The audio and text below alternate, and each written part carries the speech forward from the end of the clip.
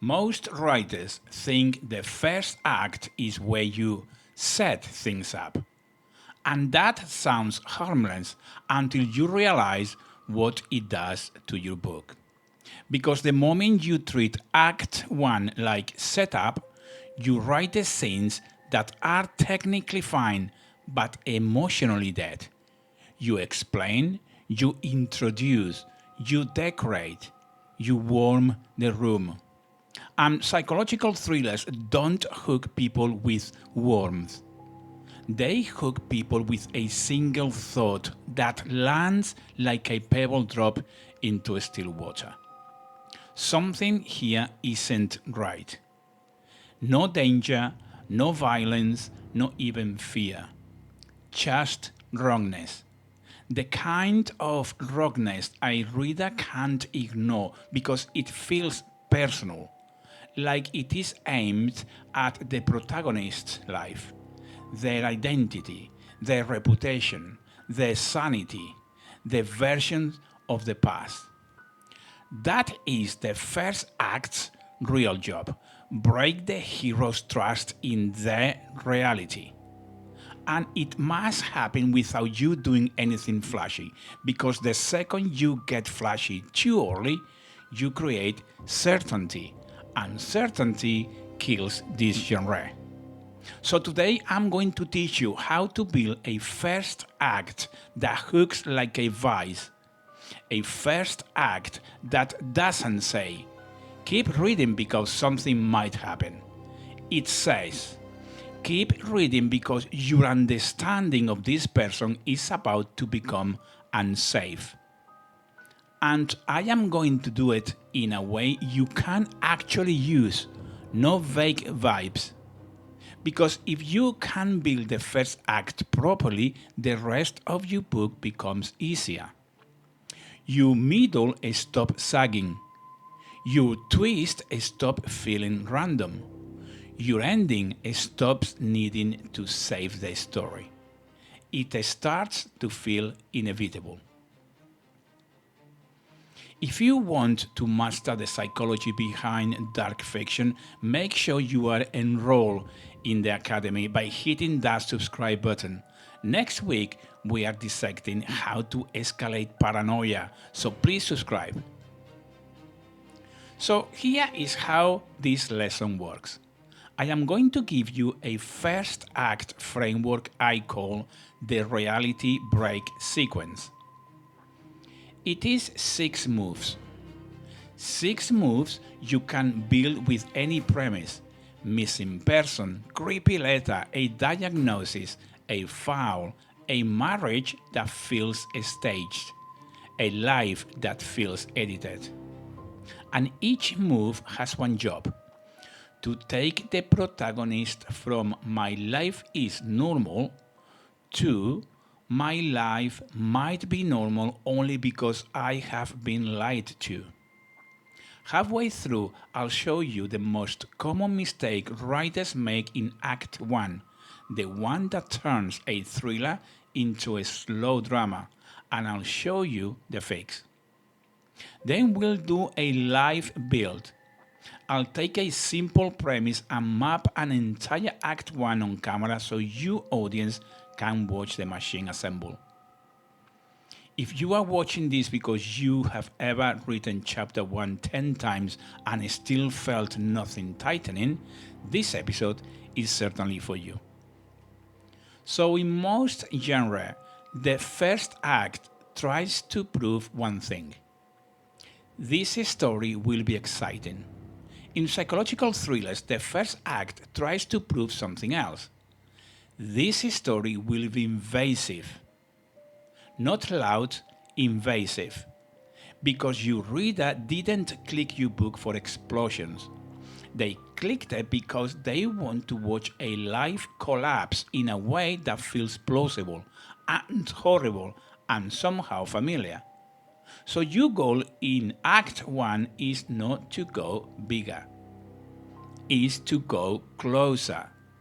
Closer to the protagonist's relationships, closer to the private shame, closer to the parts of their identity they built to survive. Act 1 works when the reader feels like the book has fingerprints on it, like it knows where to press. We start with stability, but not the Disney version, the kind of stability adults build when they are scared. For example, a routine that is a defense, a job that is a mask, a relationship that works because certain topics never come up, a life that looks tidy from the outside because the inside is being constantly managed. Your protagonist isn't happy, they are functional. And you want the audience to feel the effort underneath that function. Because later, when reality starts to sleep, the reader understands what is at stake. Not their life, the ability to appear normal. That is the first act foundation, the stable mask. And the biggest difference between a good mask and a boring opening is this. You don't show routine, you show control. Show them controlling a room, controlling a conversation, controlling an image, controlling their own reactions. Because a psychological thriller hero always has one unspoken fear. If I lose control, I lose who I am. That's where you start. Now you introduce the crack, and it must be deniable. This is where most writers mess up. They try to hook with something huge, but huge creates certainty. Certainty tells the reader, okay, I know what book this is now. And psychological thrillers thrive on the opposite feeling. I don't know what's real yet. So the crack must be small, specific, and personal. Not something spooky happened. Something wrong happened. Wrong like someone assumes a decision was already made. A message implies a conversation the protagonist doesn't remember. A detail in their day is different, not dramatically, just shifted.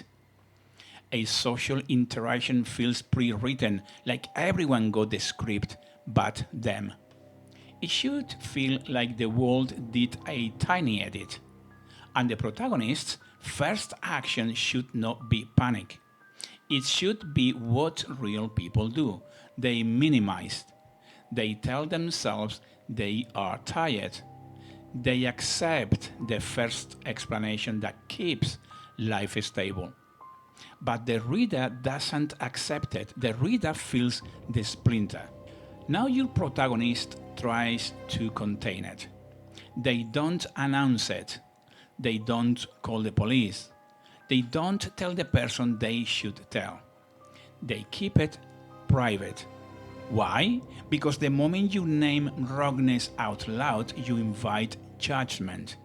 And judgment is the first cage in psychological thriller. The protagonist knows, even if they don't admit it consciously, that if they say something is wrong, they might hear. You are overthinking. You are stressed. You always do this. You need help, etc., etc. So they keep it small. They smile through it. They go to work. They keep their voice normal. But inside, the crack has started to spread because now they are doing something that feels safe, but isn't. They are building a private version of reality. And the moment a protagonist goes private, isolation begins. Now the protagonist tests it. They ask a reasonable question, they check something, they try to verify. And the world answers softly. This is where psychological thrillers separate themselves from every other thriller type. Because the pushback is not violent, it is polite, a smile, a calm voice, a helpful tone. and the helpful tone contains a message that is quietly devastating. You are the only person who thinks this is happening. That's the polite wall. Examples of polite wall. A receptionist saying, "Yes, that appointment is confirmed." A friend saying, "We already talked about that." A system saying, "This was processed." A partner saying, "Are you okay?" Nothing aggressive, nothing cinematic. But it makes the protagonist hesitate because now they are choosing between two terrible options: insist and risk looking unstable, back off and allow reality to rewrite itself. That is pressure. That is how you build tension without action. Now you take it one step further. The wrongness stops being isolated. It becomes social. Someone else repeats the wrong version of reality. And that is when the protagonist's situation changes from weird to dangerous.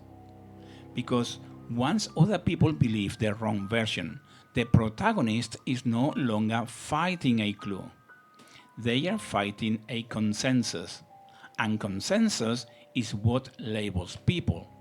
Consensus is what gets them watched. Consensus is what makes them second guess their own memory. This is the moment where the reader starts to feel the trap. Not because anyone is chasing the protagonist, but because the protagonist's life is being quietly narrated by someone else. This is the point where the thriller truly begins. The protagonist stops thinking, "That was strange," and starts thinking, "What does this mean about me?" That question is the engine of psychological thriller. Not who did it, not what happened next. What does this mean about me? Am I unreliable? I am guilty? Am I sick? Have I been manipulated? Have I forgotten something on purpose? And here is the key. They usually can't ask this question out loud, because saying it out loud gives the world permission to label them. So they keep it private and it grows. This is how you build Act 1 into Act 2. You don't end Act 1 with danger. You end Act 1 with compulsion. The protagonist feels compelled to find out what the wrongness means, even if it destroys them. Act 1 ends when one thing becomes true. The protagonist can't go back to normal, not because of explosions, because they have seen enough to know normal might be a performance. And the reader feels it. That is the Act 1 turn. The protagonist realizes they are not just dealing with a problem, they are dealing with a narrative about who they are. And that narrative has started spreading without their permission. End Act 1 on a beat that implies if they push forward, they'll lose reputation, relationships, identity, something that really matters. But if they stop, they'll live inside a lie. That is the trap. So let's build a full Act 1 from a premise your audience can picture instantly. This is the premise. A man gets an email confirming a resignation he never submitted, and Human Resources replies warmly, "We are proud of you for taking this step." Now watch the Act 1 machine assemble. We start with the stable mask. He is reliable, structured, the person people depend on. He has a reputation that feels like armor. His identity is built on being the one who doesn't fall apart. Then the hairline crack. The email is real, it is polite, it is formatted correctly. It references a conversation he doesn't remember. Check the private containment. He doesn't forward it. He doesn't tell his partner. He tells himself it is a mistake and he'll fix it quietly because he can't afford to look unstable at work. Then the polite wall. He calls human resources. Human resources answers kindly and says, yes, this is processed. They say it like they are helping him. They say, you sounded sure. And here's the moment you read in a psychological thriller tone. He can feel the room change, not physically, socially, because now human resources is looking at him like a person who might reverse a decision, like a person who might not be well. Then the social echo. His manager casually mentions, your transition plan. A colleague asks, are you excited? People start behaving like the resignation is old news. And now the protagonist is no longer dealing with a document. He's dealing with a version of himself that has been announced to the world. Then obsession ignites. He checks sent items, nothing. He checks drafts, nothing. He checks his calendar. There it is, HR exit meeting. And the first act question is born. If I didn't do this, who did? And worse, why does everyone seem so comfortable believing I did? Now end Act 1 with a turn. He finds a second confirmation, something that makes it harder to call it a mistake. A signature, a timestamp, a recorded call, a witness, a meeting note. Not a big reveal, a quiet proof that says, this version of reality has paperwork. And once paperwork exists, his identity is no longer private. That is Act 1. No chase, no villain reveal, just a life being rewritten in real time, politely. So we come to the time to do some homework. So no busy homework. This is the fastest way to make your first act hook instead of drift. You are going to build your Act 1 in 6 sentences, 1 per move. And I want you to do it ugly. Ugly is fine, ugly is unusable, pretty comes later. Here's the format. Write these 6 lines. First one is going to be the stable mask. What does your protagonist do to look fine? And what are they secretly trying to prevent? The second one, the hairline crack. What is the first deniable wrong detail that makes the reader squint? Let's go for number 3, the private containment. What do they hide, downplay, or refuse to tell someone, and why? Next is number 4, the polite wall. What reasonable tests do they try, and how does the world politely contradict them? Number 5, the social echo.